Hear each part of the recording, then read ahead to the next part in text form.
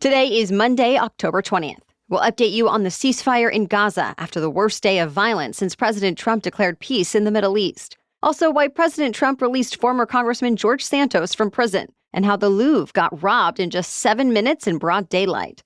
Plus, why one British royal is giving up his titles, what new research shows about COVID-19 vaccines and cancer, and how Taylor Swift sparked a windfall for sea otters. Those stories and even more news to know coming up. Welcome to The Newsworthy. All the day's news in around 10 minutes. Fast, fair, fun, and on the go. I'm Erica Mandy. Thanks so much for being here. You ready? Let's do this. Well, the ceasefire President Trump helped broker in Gaza faced its first major test over the weekend. But despite some violence, it's still in place for now. Israel's military accused Hamas militants of killing 2 Israeli soldiers, so Israel launched a new wave of deadly strikes and paused the transfer of aid into Gaza. Gazan health officials say dozens of Palestinians were killed, including children. Israel's military said it struck dozens of Hamas targets, then later said it would go back to enforcing the ceasefire. Aid deliveries are picking up where they left off today. Meanwhile, mediators in Egypt are working on the next phase of the deal. Talks are expected to focus on disarming Hamas, Israel withdrawing from more areas it controls in Gaza, and how the territory will be governed in the future. Vice President J.D. Vance says he may visit Israel in the next few days to, as he said, check on how things are going. To be continued.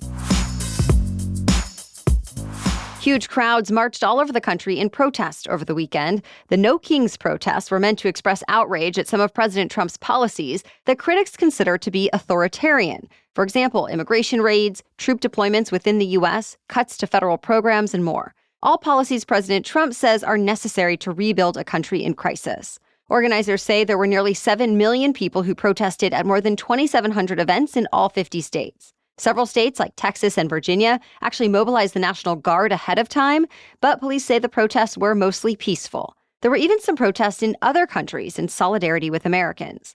President Trump responded on Fox News by saying he's not actually a king and that he works hard to make America great. Then on Truth Social, he posted a video generated by artificial intelligence, seemingly mocking the protesters. It shows him with a crown on his head in a fighter jet labeled King Trump on the side, dumping brown sewage on protesters below. Trump has support from many Republicans who have been calling the No Kings protests Hate America rallies. Democrats, though, say their constituents turned out not because they hate America, but because they love it. Either way, No Kings organizers say their movement doesn't end here. Former Congressman George Santos says he knows what he wants to do with his life now that President Trump has commuted his prison sentence. He says he wants to dedicate his life to prison reform. Remember, Santos was expelled from Congress after the House Ethics Committee found he stole money from his campaign, deceived donors, created fake loans, and more. Plus, he fabricated many details of his background, including degrees he didn't earn, work experience he didn't have, and so on. The former congressman pleaded guilty to identity theft and wire fraud and was sentenced to 7 years in prison. Santos ended up serving 84 days in federal prison before President Trump exempted him from the rest of his sentence, all financial penalties, and any need for probation. Trump said Santos had been horribly mistreated and said his sentence was too harsh. And as the president wrote on Truth Social, quote, "At least Santos had the courage, conviction, and intelligence to always vote Republican." After his release, Santos apologized to Americans he had wronged over the years. Beyond working on prison reform, Santos says he hasn't ruled out a future run for office. He also says he's open to TV work, including Dancing with the Stars. At last check, though, he has not yet been invited. Britain's Prince Andrew has decided to give up his titles and honors, meaning he'll no longer be known as the Duke of York. In a statement, Andrew said the continued accusations against him are distracting from the work of his brother, King Charles, and the rest of the royal family. Those accusations stem from his links to sex offender Jeffrey Epstein and a woman who said Epstein sex trafficked her and forced her into a sexual relationship with Prince Andrew. Already, the prince had given up all of his public duties and charity roles. But then this week, emails emerged showing Andrew was in contact with Epstein longer than he previously admitted, writing in an email that they were, quote, "in this together." And news articles recently came out saying Andrew tried to get personal information about his accuser through his police protection in hopes of launching a smear campaign against her. So it's believed he was forced to give up his titles, though Andrew still denies all accusations against him. He is also still a prince living in the 30-bedroom Royal Lodge mansion. A Authorities are now trying to figure out who was behind a brazen robbery at the world's most visited museum. Thieves using power tools broke into the Louvre in Paris yesterday morning, about 30 minutes after it opened to visitors. No one was hurt, but the security staff had apparently been threatened, and 4 men were able to make off with what officials describe as priceless jewelry. The pieces were once worn by France's queens and empresses and included thousands of diamonds and other precious gemstones. France's interior minister called the theft a major, highly organized operation that lasted just 7 minutes. But the robbers left behind a trail of clues, including a crown apparently dropped during the escape. The museum was quickly evacuated and closed for the rest of the day so investigators could collect more evidence. French President Emmanuel Macron promised to recover the jewelry and bring the suspects to justice. More than 1 billion people around the world are starting to celebrate Diwali today, also known as the Festival of Lights. The festival is one of the most important holidays for people in India, and Hindus in particular, though people from other countries and faiths celebrate Diwali too. Millions of people celebrate in the U.S., and this year, California became the 3rd state to designate Diwali as an official statewide holiday. The other 2 are Pennsylvania and Connecticut. Traditionally, Diwali takes place over 5 days, but some observers celebrate over a shorter time period. The holiday is marked by rows of lights or clay lamps outside their homes. Other traditions include sharing sweets, watching fireworks displays, exchanging gifts, and more. We have more news for you still ahead. But first, a quick break because this episode is brought to you by Calm. I know these days a lot of people feel overwhelmed by the news, but even when it's not just that, it's the emails, the to-do list, maybe the kids, the constant buzz of life. When I start to feel that building up, I turn to Calm. It's the #1 app for sleep and meditation, and it's like having a little reset button in my pocket. Calm offers guided meditations to help work through anxiety and stress, improve focus, and build healthier habits. I appreciate morning meditations to start my day on the right foot, and when I just need a quick break in the afternoon, the grounding exercises and expert-led talks help me feel motivated and refreshed. On nights I'm having trouble calming my mind, Calm has guided meditations, sleep stories, music, and relaxation sessions. With over 2 million 5-star reviews, Calm helps you stress less, sleep more, and live more mindfully, anytime, anywhere.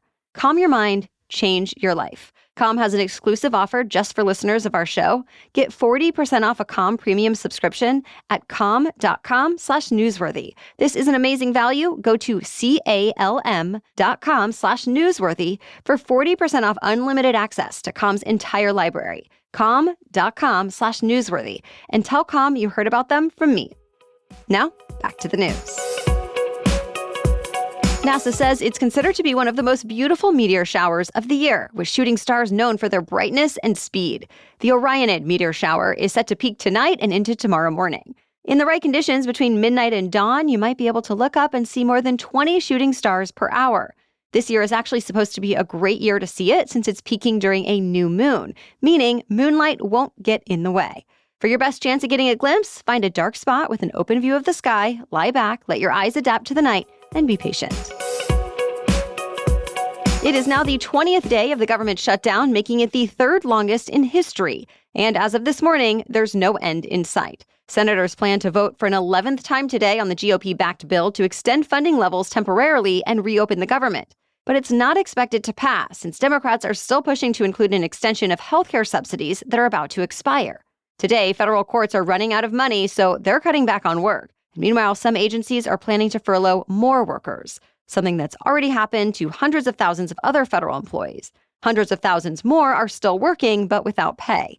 Senate Majority Leader John Thune says he plans to bring up a bill to pay federal employees, but it's not clear if that one will pass either. So, stay tuned.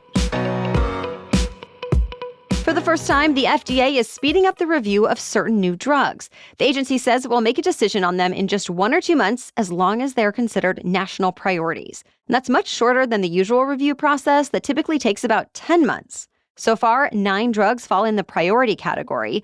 They include treatments for type 1 diabetes, vaping addiction, deafness, blindness, pancreatic cancer, infertility, and more. The next group of products set for expedited review will be unveiled in the coming months. A vaccine that could help fight cancer might already be on the market. Researchers from MD Anderson Cancer Center presented a new study that found the mRNA COVID vaccines can boost the immune system to help fight tumors during certain cancer treatments. The research is still in the early stages, but experts say it shows a lot of promise. Specifically, the study presented yesterday found patients who received an mRNA COVID shot within 100 days before starting a cancer treatment called immunotherapy lived twice as long as those who didn't. And that's big, especially since only about 20% of cancer patients who get immunotherapy actually respond to treatment. So researchers have been looking for ways to boost its effectiveness for years, and this could be the solution. More research will soon be underway. Millions of dollars have now gone to a good cause, all because pop star Taylor Swift wore a certain vintage t-shirt. In her Life of a Showgirl album release movie, Swift wore an otter conservation tee from Monterey Bay Aquarium in Northern California. The shirt was first printed more than 30 years ago, but when fans saw Swift wearing it, they wanted to get one of their own. So the aquarium decided to re-release it and said donors who contribute at least $65 to help injured and orphaned otters will be mailed the shirt. Well, the fundraiser has now raised more than $2 million for sea otter conservation, and now the aquarium is taking back orders.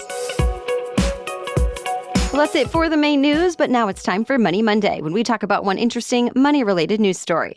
But first, a quick break to talk about our sponsor. As a parent, I know how hard it can be to find something that's both healthy and something kids actually want to take. But my 4-year-old loves his Hiya vitamins and probiotics. He even asks for them like they're a treat. And I love that I can feel good about it too. Unlike typical kids' vitamins that are filled with sugar and gummy junk, Hiya is made with a clean formula of fruits and vegetables, packed with 12 organically sourced fruits and veggies, 15 essential vitamins and minerals, and 0 added sugar. Plus, they deliver straight to your door in a fun, eco-friendly bottle that your kid can decorate with stickers, and they refill every month.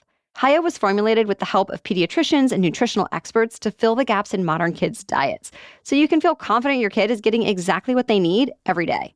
We've worked out a special deal with Hiya for their best-selling children's vitamin. Receive 50% off your first order. To claim this deal, you must go to hiyahealth.com/newsworthy. This deal is not available at the regular website, so go to hiyahealth.com/newsworthy to get 50% off your first order. Now, back to Money Monday. Wealthy Americans seem to be boosting the U.S. economy. They're doing especially well right now, in part thanks to the stock market that keeps setting records. But lower-income households are struggling in the face of inflation and a labor market that's losing momentum. So Moody Analytics says the top 10% of U.S. households now account for nearly half of all spending in the U.S. And that's the highest share since the late 1980s. And the trend is not expected to shift anytime soon, especially since the Federal Reserve says these days hourly wages are rising most slowly for the lowest paid workers. So what does this mean long term? Well, some experts say the trend makes the economy pretty fragile. The Federal Reserve is considering this as it decides what to do about interest rates. But right now, the exact data is on hold while the government is shut down. The Fed's next interest rate decision is expected later this month. Thank you so much for joining us today. You can get ad-free episodes when you become a Newsworthy Insider. Start your free trial at thenewsworthy.com/insider. And Wondery Plus subscribers can listen to episodes of The Newsworthy ad-free in the Wondery app. We'll be back with even more news to know tomorrow. For now, have a great day.